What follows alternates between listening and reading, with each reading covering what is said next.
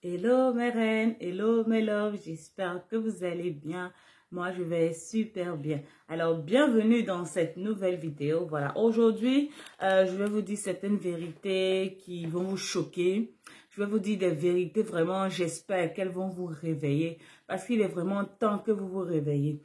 Beaucoup sont dans la distraction, beaucoup sont encore dans l'endormi, sont endormis. Et beaucoup sont encore dans la lourdeur. Et il y a certaines vérités qu'il est important de savoir à un certain âge. Et cette vidéo, c'est des vérités des vérités que tu dois savoir à 30 ans. Alors, si tu n'es pas encore abonné, n'hésite surtout pas à t'abonner, à liker et à me laisser des commentaires. Alors, on commence. À 30 ans, tu dois apprendre à te connaître. Tu dois savoir quel genre de femme tu es. Ou si tu es un homme, quel type d'homme tu es. Quand je parle de quel genre de femme tu es, tu dois te connaître. Tu dois apprendre à connaître ton corps, à savoir ce qui te plaît, ce qui ne te plaît pas. Tu dois pouvoir définir ton style. Tu dois pouvoir définir le genre de femme que tu es. Si tu es une femme du genre classique, si tu es une femme du genre fun, si tu es une femme du genre très mode, voilà, ce genre de choses, tu dois pouvoir te connaître. Tu dois savoir le genre que tu es. Tu es une femme qui est un peu olé olé, comme on dit, qui bouge beaucoup, qui est un peu tête en l'air. Tu dois apprendre à te connaître. Tu dois pouvoir te définir vraiment en 2, 3 points. Voilà, je suis une femme comme ceci, comme cela. C'est très important. À 30 ans, tu dois pouvoir connaître cela. Parce que déjà à 30 ans, tu es déjà dans un âge de la maturité. Maturité plus déjà. Et il y a certains trucs, il y a certaines choses que tu es censé connaître. Tu es censé connaître. Tu ne dois plus être encore dans le flou, voilà, de la vingtaine. Non. Il faut vraiment... déjà, se connaître. Il faut se connaître. À 20 ans, si tu me dis que tu ne te connais pas trop, tu sais pas trop si tu aimes ci ou ça, je peux comprendre. Mais à 30 ans, ça doit être pouvoir clair. Ça doit pouvoir être clair dans ton esprit, en fait. Donc, à 30 ans, tu dois pouvoir savoir le genre de personne que tu es. À 30 ans, tu dois connaître tes qualités et tes défauts. C'est important. Quand tu connais tes qualités et tes défauts, tu peux travailler dessus pour les qualités à t'améliorer et pour les défauts à les faire disparaître. Donc, tu dois connaître tes qualités et tes défauts. À 30 ans, tu dois connaître le type d'homme avec qui tu veux être ou le type de femme avec qui tu aimerais aussi être. Voilà, la personne qui va partager ta vie. Tu dois pouvoir le définir dans ton esprit. Voilà, cela ne veut pas dire que tu ne dois pas faire des compromis, mais les compromis, ça ne doit pas être sur des valeurs. Voilà, ça ne doit pas être sur des valeurs. Parce que tu as tes valeurs, donc il faut que cette personne-là puisse avoir aussi tes valeurs. C'est très important. Tu dois connaître le type d'homme avec qui tu veux être. Aujourd'hui, on ne doit pas te voir avec un charpentier, demain avec un gigolo, après-demain avec un dealer, après demain tu es avec un comptable, avec, je sais pas, un businessman, je sais pas, tu es un peu partout, tu es avec un Italien aujourd'hui, après tu es avec un Ivoirien, après tu es avec un Belge, après, tu vois ce genre de choses. À 30 ans, non, non, non, non, non, non. Tu dois pouvoir définir le type d'homme que tu aimes et c'est sur ça, tu dois rester, voilà, tu dois te focaliser dessus.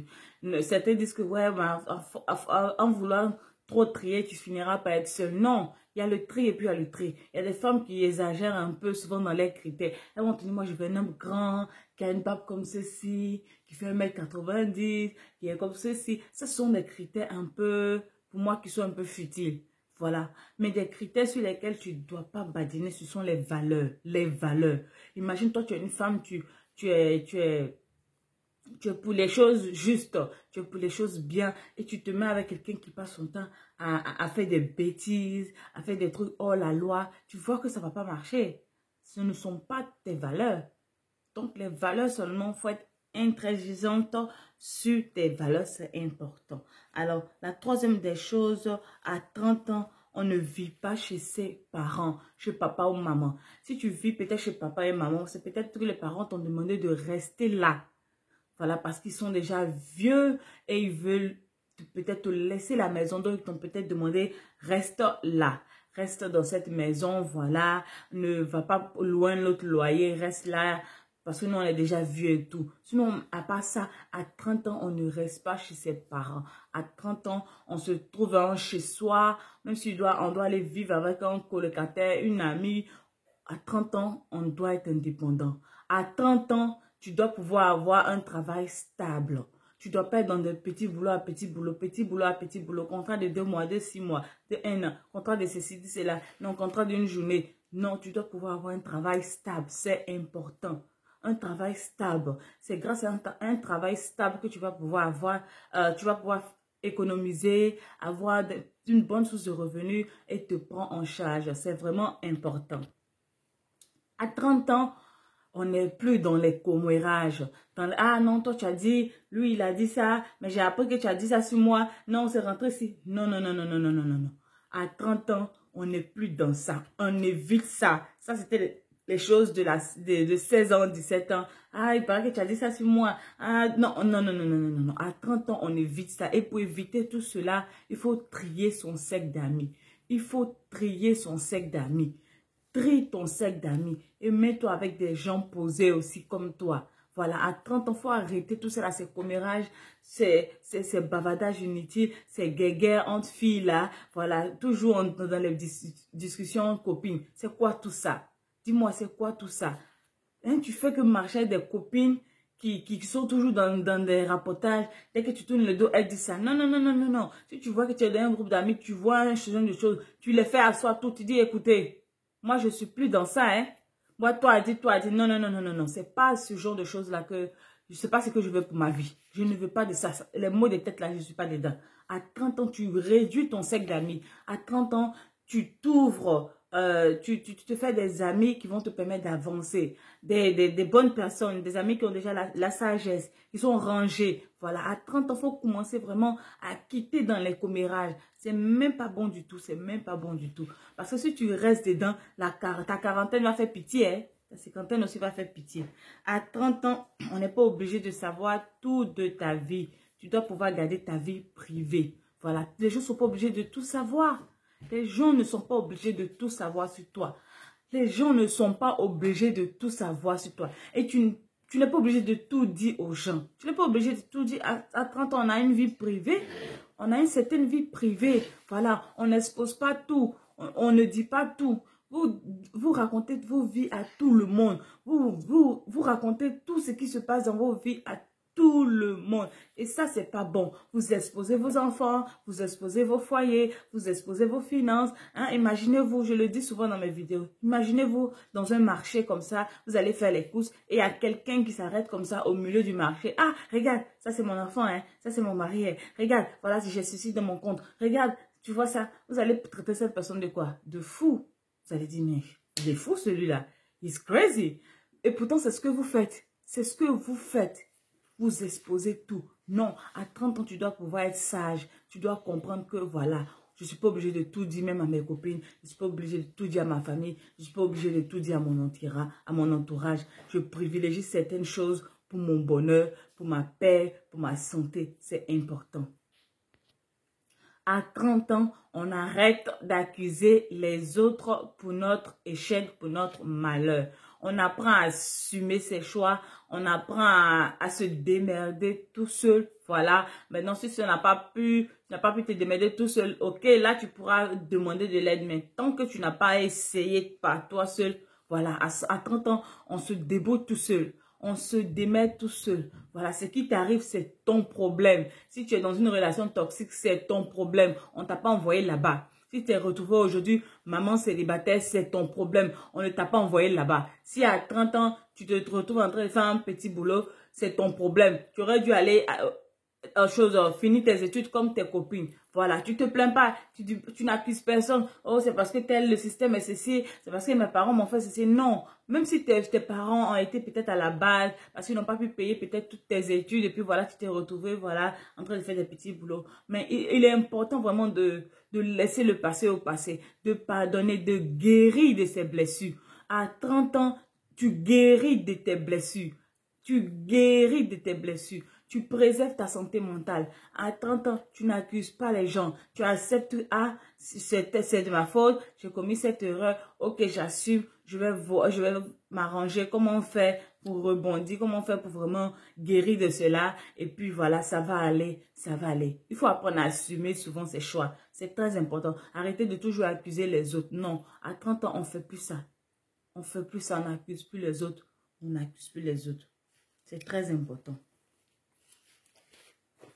À 30 ans, tu dois pouvoir avoir des économies. Oui, et pour avoir ces économies, comme je disais tantôt, tu dois avoir un travail stable qui va te permettre d'économiser. Voilà, à 30 ans, tu dois pouvoir avoir un petit revenu à côté que tu gardes. C'est important. Donc, tu utilises une caisse, voilà, c'est-à-dire une caisse en bois, un truc en bois comme ça, où on y met de l'argent. Donc, tu utilises, comment on appelle ça, un petit cochon là, avec, dans lequel on y met de l'argent. D'autres aussi, c'est sur le compte, voilà. Donc, voilà, tu dois pouvoir avoir des économies, une épargne. Voilà, une épargne, une économie, c'est pareil. Donc, tu dois pouvoir avoir des économies de côté que tu ne touches pas. C'est important. Ça n'a pas besoin d'être des millions, mais ça doit être quand même quelque chose, une petite réserve. Tu dois être conscient qu'à 30 ans, tu dois avoir ça et c'est quelque chose que tu dois le faire. Tu ne dois pas encore être sans économie, sans épargne. Le peu d'argent que tu gagnes avec le petit boulot que tu fais, tu dois pouvoir épargner. Même ne serait-ce que 1 euro par jour, ne serait-ce que 500 francs par jour. Si c'est c'est ce dont tu peux épargner, fais-le. Tu dois pouvoir avoir des économies. C'est vraiment important. À 30 ans, tu comprends que les vêtements, les chaussures, les sacs, la vie de Louga, la vie de luxe, ce n'est pas du tout important. Voilà, ce ne sont pas des choses sur que tu dois t'attarder, ce ne sont pas les choses que tu dois privilégier. Voilà, moi par exemple, regardez ce haut que j'ai porté. Voilà, bon, ça me sert un petit peu, mais ça va montrer, hein. Voilà, donc, ça va montrer. Voilà, ça, ce sont les vêtements que j'ai depuis, voilà, je ne vais pas vous dire la date, mais voilà, j'ai ça depuis. J'ai ça depuis. Je ne m'en mets plus à aller faire de shopping, tout le temps shopping. Non, non, non, non. Quand je vais faire shopping, ce n'est pas pour moi. Je vous le dis, c'est pas pour moi, c'est pour les membres de ma famille. Voilà, s'ils ont des petits trucs qu'il faut renouveler, ok. Mais je ne vais pas pour payer. Si les choses qu'on a sont déjà bien, de bonne qualité, on va les utiliser comme ça. Hein, on achète seulement ce qu'il n'y en a plus, ce qui est vraiment, vraiment abîmé. Voilà. À 30 ans, c'est pas ce que tu dois privilégier. Enfin, je te demande pas de ne pas t'habiller. Hein. Il faut s'habiller, voilà, il faut être chic, il faut être élégant. Mais il faut pas privilégier les chaussures, les sacs. Parce que tu vas te rendre compte que le jour où tu seras dans les soucis, quand tu auras vraiment un besoin d'argent, ce ne sont pas les chaussures là qui vont t'aider. À 30 ans, tu dois privilégier l'épargne. Tu dois être content de voir l'argent être sur ton compte à chaque fois, remplir ton compte, voilà. C'est pas ça que tu dois privilégier. Chaussures, sac, ça c'est quoi? Tu ne dois pas privilégier ça. Tu ne dois pas privilégier ça. Tu dois privilégier avoir des avoirs, des terres, des terrains, des plantations, voilà, des appartements, des business, faire des business qui vont fleurir. À 30 ans, voilà, tu dois avoir cette mentalité-là. Penser comme ça. Pas penser encore sac, chaussures, vêtements, non. Tout ça, non, non, non, non, non. À 30 ans, tu dois comprendre qu'on peut aimer quelqu'un, mais on peut aussi travailler avec cette personne. Oui, on peut ne pas aimer quelqu'un, pardon, et on peut travailler quand même avec cette personne. À 30 ans, tu dois pouvoir le savoir. Dans la vingtaine, c'est compliqué, voilà, parce que tu veux forcément travailler avec des gens que tu aimes, mais à 30 ans, tu dois pouvoir comprendre. Et tout ça, c'est la sagesse. La sagesse doit te faire comprendre que je n'aime pas peut-être cette personne, voilà, mais je suis son employé, ou bien je dois travailler, collaborer avec cette personne pour le but, pour le développement, ou bien le but de tel objectif, pour atteindre telle chose, voilà. Je n'aime pas peut-être cette patronne que j'ai là, mais c'est elle qui va m'apprendre la pâtisserie, c'est elle peut-être qui va m'apprendre la coiffure. Donc, il faut que je reste avec elle pour apprendre. Voilà, même si elle est très difficile, même si, voilà, elle et puis moi, ça ne matche pas trop, voilà, je reste. Ça, c'est à la maturité que tu dois avoir déjà à 30 ans. Tu dois pouvoir savoir qu'on n'est pas obligé de s'aimer, mais on peut travailler ensemble. On peut faire évoluer les choses. Voilà, c'est très important d'être dans cette pensée. À 30 ans, tu dois te concentrer sur ta vie. Oui, vous êtes trop distrait souvent. À 30 ans, tu dois te concentrer sur ta vie. Quand tu te couches dans ton lit comme ça, tu penses à ta vie. Oh, ce que je veux faire, ça doit être ça. C'est ça qu'on appelle être concentré. tes objectifs, tu dois pouvoir les voir défiler comme ça sur tes yeux. Même quand tu marches dans la rue, tu dois voir, le 1, je dois faire ci, 2, je dois faire ça, 3, je dois faire ci. C'est pas sans stress, hein, mais tu dois te concentrer sur ta vie, pas sur la vie des autres, pas sur la vie des autres. Il y a des gens qui sont trop concentrés sur la vie des autres. Trop concentrés sur la vie des autres, concentrés sur la vie des voisins, concentrés sur la vie des copines, concentrés sur la vie de d'autres membres de la famille, concentrés sur la vie des collègues, concentrés sur la vie des gens sur les réseaux sociaux. Ils veulent tout le temps scruter ce que l'autre fait, tout le temps, tout le temps, tout le temps. Non, concentre-toi sur toi, ta vie. Concentre-toi sur toi, ta vie, c'est important. Imagine un chauffeur qui est comme ça sur l'autoroute en train de rouler et qui passe son temps à regarder dans les rétroviseurs. Il va rater la route. Eh bien, c'est parfaitement ce qui va t'arriver si tu ne te concentres pas sur ta vie. Tu vas rater ta route, tu vas rater ton objectif. Et ça, ce n'est pas du tout bon. Donc, à 30 ans, on se concentre sur sa vie. On se concentre à bâtir sa vie. On se concentre à vouloir réaliser ce dont on rêve. C'est ça c'est ça déjà la trentaine. C'est important. À 30 ans, on s'applique dans sa religion. Voilà, à 30 ans, tu dois pouvoir t'appliquer dans ta religion et travailler ta relation avec ton Dieu. C'est important. Tu dois plus être encore dans ce bébé spirituel-là, celui-là qui ne sait pas trop où il va partir, dans quelle religion il va être. Non, à 30 ans, tu as déjà une religion. Même si tu étais quelqu'un qui ne pratiquait pas fort, mais maintenant, à 30 ans, là, tu dois pratiquer fort. Oui, tu dois travailler ça. Travailler. Et comment travailler sa relation avec Dieu? C'est en lisant les livres saints, en écoutant les enseignements, en priant aussi, voilà, en priant, en écoutant aussi la louange, voilà, les adorations. C'est comme ça qu'on travaille, en lisant, oui, j'ai dit en lisant les livres saints. Donc, voilà, c'est comme ça qu'on va travailler sa relation. C'est important. Donc, c'est ce que je voulais vous partager. Et voilà, c'est ce que je voulais vous partager. C'est quelques points là que j'ai énumérés.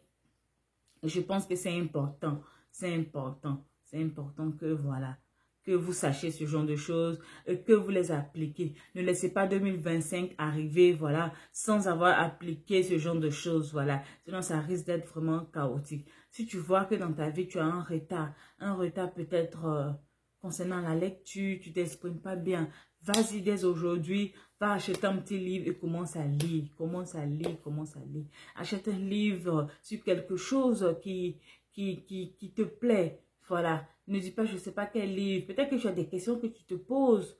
Voilà, peut-être comment bâtir sa vie, comment avancer dans sa vie, comment pouvoir atteindre certains objectifs, comment vouloir, comment tout avoir. Voilà, vous voyez, ce sont des questions, ce ne sont pas des questions bêtes, hein. Je t'assure, ce ne sont pas des questions bêtes. Tu serais étonné de voir des livres qui ont ces mêmes questions-là comme titre. Donc, va sur Google, tape, je recherche tel truc.